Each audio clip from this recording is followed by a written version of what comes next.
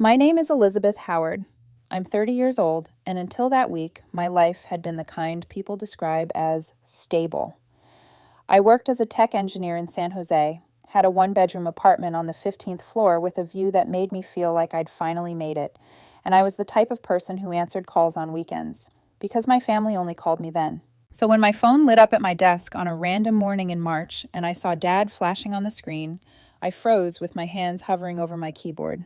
He never called during work hours unless something was wrong. I picked up, already standing without realizing it. "Elizabeth," my father, Dennis, said. His voice sounded tight, like he was holding something back. "You need to get to the hospital right now. Grandpa is very sick. He might not make it." Everything in my body went cold. I told my supervisor I needed emergency leave. I didn't even wait for questions. I grabbed my bag, ran to the parking garage, and drove the hour and a half to Modesto with my knuckles locked white around the steering wheel. The road blurred. The sky looked too bright for what was happening. All I could think was, not him, not Grandpa Larry, not the man who held my world together when everyone else was busy building their own. When I reached the hospital, I ran straight to the ICU. The image of him hit me like a shove. My grandfather, my tall, stubborn, warm, laughing Grandpa Larry, looked smaller, fragile. His skin had that pale, waxy tint under fluorescent light. Tubes ran from him like roots. Machines hummed and clicked. A monitor pulsed in green lines that felt like the only reason the room was still alive. A doctor with silver hair and a calm, serious face stepped into the hallway with me. "Dr. Patterson," he introduced himself, then didn't waste time, softening the truth. "Mr. Larry has late-stage leukemia. His condition is quite severe." My throat tightened so hard I felt it in my ears. I stared at his mouth, waiting for him to take it back, to say he'd read the wrong chart, to laugh and admit it was a mistake. But he didn't. Then he added, "There is a new immunotherapy that could extend his life, possibly 2 years, maybe more if he responds well." Hope flickered like a match in a windstorm. I grabbed it instantly. "So, you can save him?" Dr. Patterson's expression shifted, regret sliding in like a shadow. "The problem is the cost. Because of his age and current condition, insurance won't cover this experimental therapy. The hospital requires $280,000 upfront to begin treatment." $280,000. The number didn't even feel real at first. It felt like something from another person's life, a different world. And then he said the part that crushed my ribs from the inside. "If the family can't afford it, we can only offer palliative care. Fluids, oxygen, a pain medication, to keep him comfortable until his body can't take it anymore." After he walked away, I stood in that antiseptic-smelling hallway while everything spun slightly, like my brain was trying to reject what it had heard. 20 minutes later, the family arrived like a storm cloud. My parents, my Uncle Ryan and his wife and kids, my Aunt Kayla with her children, and my older sister Olivia, who walked in already looking irritated, like the hospital had inconvenienced her schedule. They formed a circle in the hallway, tight, closed, like they were huddling around a business deal. Not one person asked, "How is he?" Not one person said, "Can we see him?" They asked one question only, and it wasn't even spoken out loud. "How much?" When I told them the cost and explained the treatment, my father didn't flinch. He didn't lower his voice. He didn't glance toward the ICU door like a man who still had a heart. He just shook his head and said clearly, casually, "He's old already. Don't waste money trying to save him." The hallway went quiet for half a second, like even the air was offended. My voice came out sharp. "Are you hearing yourself? That's your father." My Aunt Kayla let out a short laugh that held no humor. "Elizabeth, don't start." Uncle Ryan patted my shoulder, the way you comfort a child who doesn't understand how the world works. "It's $280,000, he said. "Do you know what we could do with that money?" I swallowed hard, trying to keep my voice steady. "Then we all contribute. No one person has to carry it. We're family. We can—" Kayla cut me off instantly. "Save him, and then what? He's going to die anyway. Don't throw money away on a dying man." I stared at her, waiting for someone, anyone, to look uncomfortable. My mother didn't. She looked at me with cold, practical eyes and said, "If you want to save your grandfather, use your own money, but don't come to us when you run out." My sister Olivia stepped closer, voice softened, like she was pretending to care. "Liz, they're right. Don't ruin your life for this." I felt something inside me snap, not loudly, not dramatically. More like a thread finally pulling tight after years of being stretched. Because the truth was, Grandpa Larry had ruined his life for all of them, over and over, and he never once called it ruin. He called it love. I looked at each of them, one by one, and I realized something terrifying. They had already decided he was gone. They were just waiting for his body to agree. They started leaving with rehearsed excuses like actors exiting a stage. Uncle Ryan had work. Kayla had an appointment. Olivia needed to pick up her kid. My parents had something at home. It took less than 5 minutes for them to abandon him, to abandon me. When the hallway finally emptied, I stood there alone with my hands shaking at my sides. Then a nurse led me into Grandpa's room. I sat beside him and held his hand. It felt colder than it should have, and memories poured in like water through a broken dam. Grandpa sitting with me for hours while I drew pictures as a kid, praising every crooked stick figure like it was art. Grandpa and Grandma staying up all night when I had a fever at 12, changing cloths on my forehead, like my comfort mattered more than their sleep. Grandpa handing me the keys to a used car when I got accepted into college because a girl needs her freedom. He never played favorites. He loved all of us. He gifted homes to my parents, to Uncle Ryan, to Aunt Kayla. He sold the farmland for tens of millions and gave each family $2 million to build their futures. When Ryan's son needed surgery after a car accident, Grandpa paid the bills without blinking. When Kayla's daughter had a premature baby and the NICU costs swallowed them whole, Grandpa covered it. But once the money was distributed, their visits got rare. Phone calls turned into silence. And now, when he needed them, they treated him like a failed investment. I leaned closer to him and whispered, "I'm here. I'm not leaving." In that moment, I made my decision. If no one else would fight for him, I would, even if it cost me everything. The next morning, I drove to my office in San Jose and asked for leave. I withdrew nearly $150,000, my entire savings.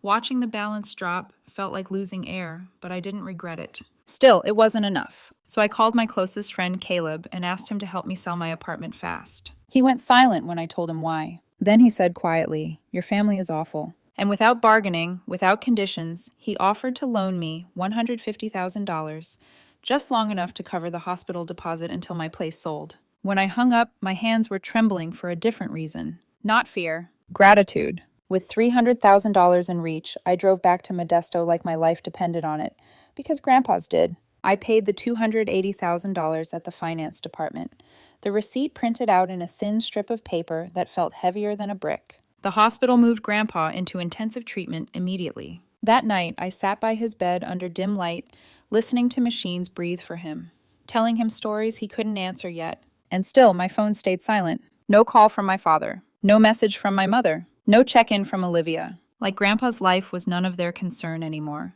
2 days into treatment, when my eyes felt gritty from no sleep and my body ached from living in that chair, a nursing intern stepped into the room. He looked about 24, dark hair neatly kept, calm eyes, his badge read, Evan Carter. He spoke gently, professionally, but with a warmth I hadn't felt in days. "You've been here the whole time," he said, checking the monitor. "Have you eaten anything today?" I opened my mouth to answer and realized my throat was tight. Because it was the first time someone had asked about me since the nightmare began. Before I could respond, Grandpa's fingers twitched, just slightly, in my palm. I froze. Evan noticed instantly. "Did you feel that?" My heart started pounding so loud I thought the monitor might catch it. And when Grandpa's eyelids fluttered, barely, just a crack, Evan's calm voice turned urgent. "Go get Dr. Patterson," he said, "right now." I ran into the hallway, breath tearing out of me. Because for the first time since my father said that cruel sentence, hope didn't feel like a match in the wind. It felt like a door unlocking. And behind that door, I could already sense it. If Grandpa woke up and learned what they'd done, my family wasn't ready for what would happen next. The ICU hallway felt endless as I ran. White walls, fluorescent lights, the squeak of my shoes too loud in a place where people whispered like sound itself might break someone. "Dr. Patterson," I called out, breathless, waving him down when I spotted him near the nurse's station. He turned, and one look at my face made him move fast. What happened? Grandpa's hand, he moved. His eyes, he opened them, just for a second. Dr. Patterson didn't smile, not yet. Hope in hospitals was something doctors handled carefully, like glass. But when we rushed back into the room, Evan was already checking Grandpa's vitals, calm and precise, like he'd done this 100 times, even if his badge still said intern. Dr. Patterson leaned over Grandpa, shined a light into his eyes, checked reflexes, listened to the monitor's rhythm. The room held its breath with me. Then, slowly, the doctor's serious expression softened. His blood counts are responding, he said, voice low but steady. This is encouraging, Elizabeth. Very encouraging. I didn't realize I'd been holding my breath until it broke out of me like a sob. I turned away, pressing my fist to my mouth, because crying in front of strangers felt humiliating. But the truth was, the shame wasn't about tears. It was about the fact that I had been alone in this. For the next week, I barely left the hospital. That chair beside Grandpa's bed became my entire world. I fed him ice chips when his mouth was too dry to speak. I wiped his forehead when the fever came and went like waves. I read him the newspaper, even when his eyes were closed, because I needed him to feel life still happening around him. And Evan kept showing up. At first it was small things, quiet instructions. If you massage his calves gently, it helps circulation. Watch the monitor. This number matters more than that one. You need to eat something, even crackers, please. He brought me coffee one night when I was staring at the wall like I'd forgotten how to move. I took it from him with shaking fingers and mumbled, "Thanks." He didn't do the pity smile people did when they thought you were pathetic. He just nodded like it was normal to care, like it was expected. That made it worse, because it reminded me my family had made a choice. They weren't absent by accident. They were absent on purpose. On the second day after Grandpa's eyes opened, I did something I swore I wouldn't do again. I called my father. I told myself it was for Grandpa, that if Dennis knew the treatment was working, he might feel ashamed. He might come. He might remember who Larry Green was, who he had always been. The phone rang twice. Then my father answered with a sharp, impatient, "What?" "No, hello. No, how is he?" I swallowed. "Grandpa's responding. Dr. Patterson says the immunotherapy is working." A beat of silence. Then Dennis exhaled like I'd told him the weather. "You're still doing that?" he said. "Elizabeth, you're throwing money into a hole." My fingers tightened around the phone. "He's your father." "Call me when he's dead," Dennis replied. And then he hung up. The empty beep that followed cut through me like a blade. I stared at the screen, stunned, like I was waiting for the call to reconnect. It didn't. I tried my mother next. It rang and rang until voicemail. I tried Olivia. Straight to voicemail. Uncle Ryan didn't answer at all. Aunt Kayla didn't answer at all. Not one person came. Not one person asked. And the strangest part, maybe the most horrifying part, was how quickly my mind started adjusting to it. Like my brain was learning a new truth. You are alone. Stop expecting them to be anything else. A week into treatment, Grandpa was strong enough to sit up. His voice was still thin, but his eyes were more alert now, scanning the room like he was piecing reality back together. One afternoon, I was peeling an apple for him, the same way he used to peel fruit for me when I was a kid. He watched my hands for a moment, then asked casually, "Where's your father been?" My knife paused mid-peel. "And Ryan? Kayla?" Grandpa continued, brow furrowing. "They haven't come by. They must be tied up with something important." My stomach tightened so fast I felt sick. For days, I'd avoided this moment. I'd told myself I could protect him from the truth until he got stronger, until he was out of danger. But Grandpa Larry didn't raise weak people. He raised people who face things head on. And he was looking at me now, really looking. I set the apple down carefully. "Grandpa." His eyes narrowed slightly. "Elizabeth." That was all he said, just my name. But it meant don't lie to me. So I didn't. I told him everything. About the hallway circle. About the way my father said he was old like that made him disposable. About Kayla's sharp laugh. About my mother's cold face. About Olivia telling me not to ruin my life. As if love was a bad investment. I told him how they left one by one with excuses, like they were escaping a fire, and how none of them returned. When I finished, the room went so quiet I could hear the machine's soft hum and the distant squeak of a cart in the hallway. Grandpa didn't yell. He didn't cry. He just stared out the window with the kind of stillness that comes before something breaks. Then he exhaled slowly. "I never thought," he said, voice rough, "that at 80 years old I'd still be wrong about people." He turned his face slightly toward me. His eyes looked older now, not from illness, from disappointment. "Worst of all," he added, "the people I was wrong about are my own children." Something in my throat burned. I leaned forward and squeezed his hand. "You still have me," I whispered. "I'm here. I'm not going anywhere." Grandpa's mouth twitched into the faintest smile, half gratitude, half sadness. He lifted his hand and ran his fingers gently through my hair, the way he used to when I was little. That touch almost made me crumble. We sat like that for a long moment. Then Grandpa's expression changed. The softness drained away, and something sharper took its place. Something I'd only seen a few times in my life, usually right before he made decisions that changed everything. "Elizabeth," he said. I straightened. "Yeah?" I need you to call Adult Protective Services. I blinked. A PS? He nodded, eyes steady. I want them here, today. My heart started beating faster. Grandpa, why? Because, he said calmly, people think they can do whatever they want when you're old. They think you won't fight back. They think you won't remember. He looked at me like he was handing me a weapon, and I remember everything. 2 hours later, APS officers arrived.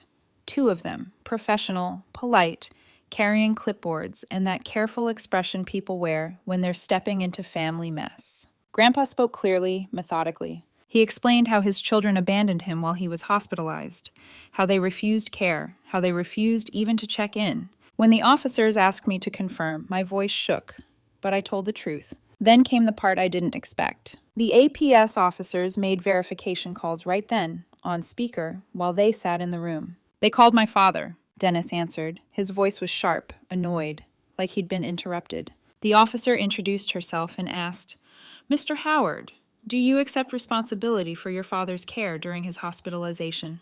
Dennis didn't hesitate. I'm not involved in paying hospital bills, he said coldly. That's not my problem. The officer thanked him and ended the call. They called Uncle Ryan, he answered, sounding smug. We made it clear from the beginning, Ryan said. We're not spending that much money on an old man. That was the family's decision. They called Aunt Kayla. She answered with a sigh, like she was tired of being questioned. I have my own family to take care of, Kayla said.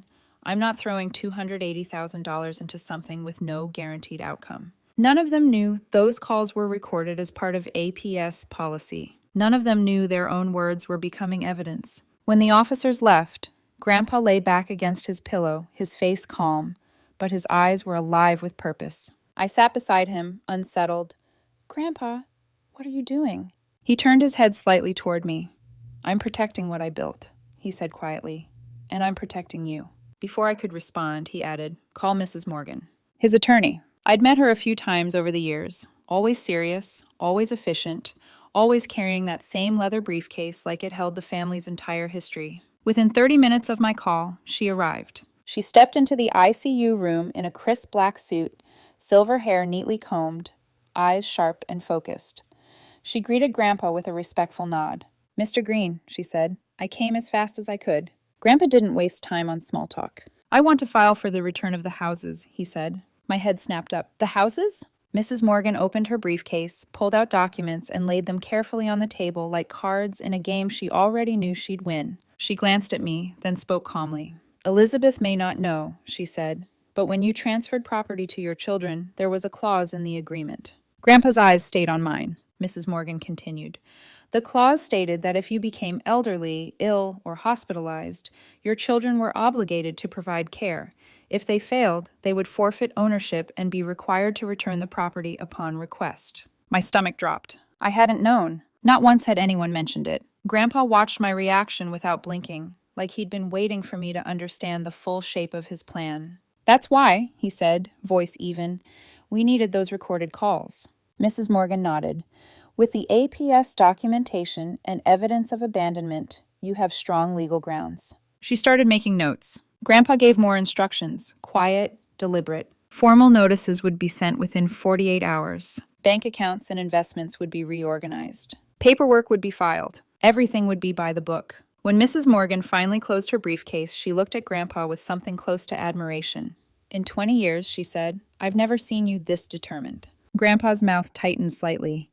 Kindness has limits, he replied. After she left, the room felt still, too still, like the air was waiting. That night, I sat by Grandpa's bed, slicing another apple into thin pieces, hands moving automatically. My phone buzzed with a notification from the bank. I expected it to be some routine alert, maybe a reminder about my dwindling balance after paying $280,000. I opened it without thinking, and my entire body went cold, because the number on the screen didn't make sense. 3,000,000 I blinked, once, twice. My fingers trembled as I reread the notification. Transfer received. Sender, Larry Green. My throat locked. I turned slowly toward Grandpa, who was watching me with a calm, almost amused expression. Grandpa. My voice came out broken.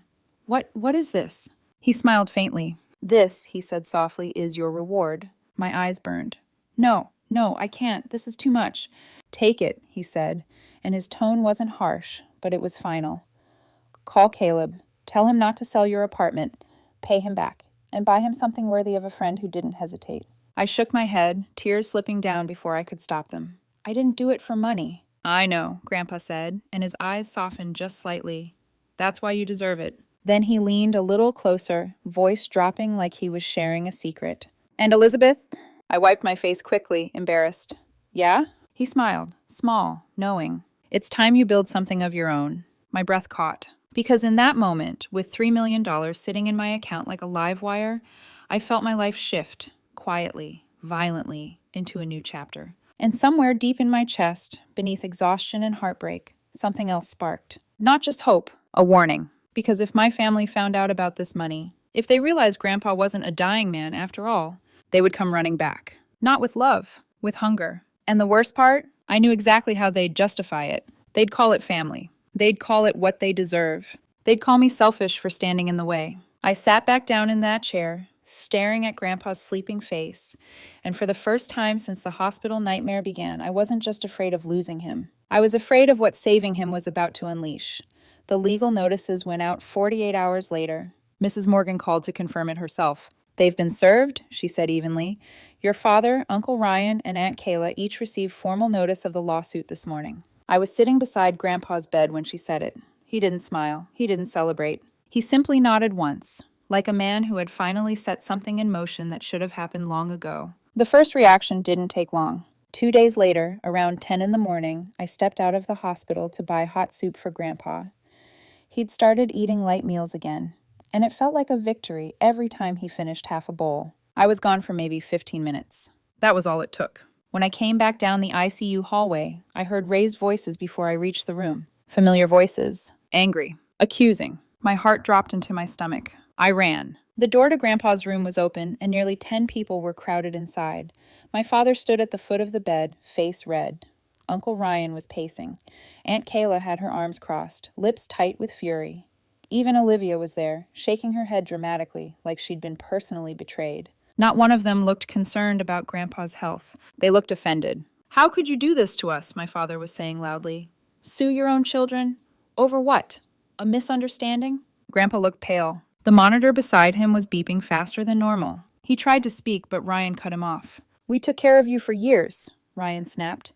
"And this is how you repay us? Trying to take our homes?" Homes. The ones he bought. The ones he gave them. A nurse attempted to intervene. "Please, one at a time. Hospital policy." They ignored her. Kayla stepped forward, voice rising. "This is cruel. We have families. You're throwing us out over one decision?" "One decision," I said from the doorway, my voice sharper than I'd ever heard it. All of them turned. My father's eyes narrowed. "There she is."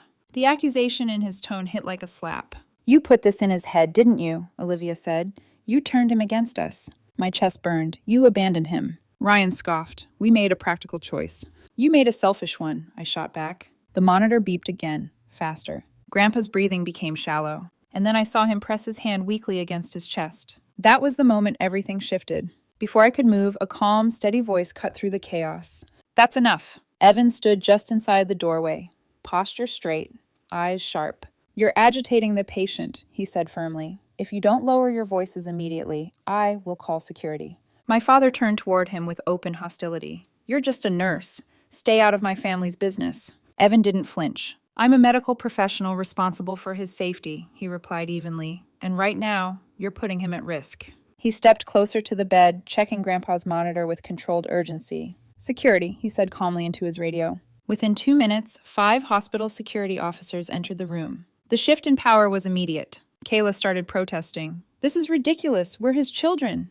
"And he's our patient," one officer replied. "You've been asked to leave." They escorted my entire family out of the ICU one by one. My father tried to hold my gaze as he passed me. "You're destroying this family," he hissed. I held his stare. "No," I said quietly. "You did that in the hallway." When they were gone, the room felt hollow. Grandpa's eyes were glassy, exhausted, hurt in a way that felt deeper than illness. Evan adjusted the IV, speaking softly. "You're safe now, Mr. Green. Just focus on breathing." I stepped closer, taking Grandpa's hand again. He looked at me with something I'd never seen before. Not anger, not disappointment, clarity. Once his heart rate stabilized and he drifted into a light sleep, Evan and I stepped into the hallway. I was still shaking. "Thank you," I said, voice barely steady. If you hadn't stepped in, Evan's expression softened slightly. You shouldn't have to fight this alone. That sentence did something dangerous inside me. He hesitated, then added, You should request the surveillance footage. I blinked. What? The hospital cameras captured everything, he explained. It's evidence. If you're already working with APS, this strengthens your case, and you can request a no-contact order to protect him from future harassment. I stared at him. He wasn't just kind. He was thinking ahead, protecting, acting. In that moment, I realized something unsettling. Evan didn't just care about Grandpa's vitals. He cared about justice. 2 days after we submitted the footage to APS, court-approved no-contact orders were issued. My father, Uncle Ryan, Aunt Kayla, all legally prohibited from coming within 500 feet of Grandpa. The hospital became quiet after that, peaceful, like a storm had passed and left the air cleaner. Grandpa improved rapidly in the following weeks. His blood work normalized. His strength returned slowly but steadily. And during those long evenings, when the lights dimmed and the world outside softened into night, Evan and I began talking. At first it was small. How did you get into tech? Why nursing? He told me he'd grown up in Fresno, the first in his family to pursue healthcare. That he believed people deserved dignity, especially when they were vulnerable. There was a steadiness to him, a quiet strength. And somewhere between cafeteria coffee and late-night hallway conversations, I realized I was looking forward to his shifts. Grandpa noticed before I admitted it to myself. One afternoon, as Evan adjusted his pillows, Grandpa gave him a measuring look. You're a good man, Grandpa said quietly. Evan smiled politely. Just doing my job, sir. Grandpa glanced at me, then back at him. Don't let this one slip away, Elizabeth. Heat flooded my face instantly. Grandpa. Evan's ears turned slightly red, but he didn't look embarrassed. He looked pleased. 2 months later, Grandpa was discharged. I moved into his house to support his recovery. We hired a professional caregiver to assist during the day, but I handled most of it willingly. And in that time, something else deepened. One evening, as Evan walked me to my car after visiting, he stopped beside it. Elizabeth, he said softly. My heart skipped. There's something I should tell you before this goes any further. The tone shifted the air between us. My ex-girlfriend, he continued carefully, still works at a hospital nearby. She didn't take our breakup well. I blinked. Okay. She's heard about what happened here. About the lawsuit. About you. A flicker of unease crept up my spine. And? I asked quietly. And she's been asking questions, he admitted, implying that maybe I'm involved for the wrong reasons. The implication hit me instantly. Money. Grandpa's case. My inheritance. I swallowed. Is she going to cause trouble? Evan met my eyes directly. Not if I can help it. There was no defensiveness in his tone, no guilt. Just honesty. And for the first time since this nightmare began, I felt something different from fear. I felt trust. A week later, the property dispute trial began. Grandpa couldn't attend due to lingering health concerns. So I stood in his place. Mrs. Morgan sat to my left. Caleb sat behind me for support. Evan sat quietly beside him. Across the courtroom, my parents and relatives avoided eye contact. When PS recordings were played, when my father's cold, "Call me when he's dead," echoed through the courtroom, my stomach twisted. When Ryan's voice dismissing an old man filled the silence, I saw the judge's expression harden. When the surveillance footage of them storming the hospital room played on screen, their faces looked uglier than I remembered. Not physically, morally. The verdict came faster than I expected. The judge ruled in Grandpa's favor. The houses were to be returned within 30 days. Legal fees to be covered by them. No contact order upheld. My father didn't look at me when he walked past. Kayla's face was pale. Olivia stared at the floor. Ryan muttered something under his breath that I didn't catch. And just like that, they walked out of the courtroom. Out of our lives. For good. I should have felt triumphant. Instead, I felt something heavier. Not regret for the lawsuit. Regret for what they had chosen to become. Outside the courthouse, Evan took my hand gently. Are you okay? He asked. I looked at him. At the steady man who had stood beside me through chaos. I think so, I said quietly. And in that moment, I knew something for certain. Family isn't defined by blood. It's defined by who stays when things get hard. 3 years later, Grandpa's health remained stable. The treatment worked. The $280,000 wasn't a waste. It was proof. Medicor Solutions, my company, now employs over 30 people. We build healthcare software systems, just like Grandpa encouraged me to. Evan and I married in a small ceremony witnessed by Grandpa and a few close friends. His ex-girlfriend faded into irrelevance after realizing there was no scandal to expose. And now we have a daughter, Olivia, named not after my sister, but after the idea of peace. The 3 houses Grandpa reclaimed? He entrusted them to me. I managed them carefully, renting them out responsibly. As for my parents, Ryan and Kayla, they moved away quietly after the trial. Community whispers followed them. Reputation isn't easy to rebuild once the truth is public. They've never called, never apologized, never checked in. Sometimes people ask if I'd do it all again, if I'd sacrifice my savings, my career stability, my peace. The answer is simple. Yes, because the $3 million was never the reward. The real reward was watching Grandpa open his eyes. It was knowing that when love was tested, I didn't fail. And if you were standing in that hallway, if someone you loved was priced at $280,000, what would you do? Would you walk away? Or would you pay the cost?